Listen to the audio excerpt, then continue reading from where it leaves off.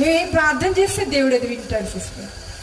ప్రార్థన బలమైంది, ప్రార్థన చాలా power, everything is there. Yes, but a prayer, ఒక ప్రార్థన అనేది దేవుని చిత్తానుసారంగా ఉండాలంట. మన ఇంట్లో ఉండే, మన ఇంటి వెనుక కట్టుకున్న మన సేవకుడు కాదు, మనం పిలిస్తే పరిగెత్తుకుని జీ హుజూర్ అని మన ప్రార్థనకు సమాధానం ఇచ్చేది. ఆయనను పొగిడితే ఆయన ఆహా నన్ను పొగిడినారు అనుకునేందుకు లేదు. సుమా జాగ్రత్త, ఆయన చిత్తమా నువ్వు చేసే ప్రార్థన, దానికి ఆయన యొక్క ముద్రలు ఉన్నాయా, దానికి ఆయన యొక్క రూల్ ఉందా, దానికైనా న్యాయం ఉన్నదా? నీకంటే పెద్దవాళ్ళు, పెళ్ళైన వాళ్ళతో యవనస్తుడైన నువ్వు చిన్నగా అసహ్యపరచుకున్న నీ బతుకుని, చిన్నగా ఉన్నప్పుడే 20 ఏళ్ళు లేవు తాగి నీ తల్లిదండ్రుల విరుద్ధంగా లేస్తావు.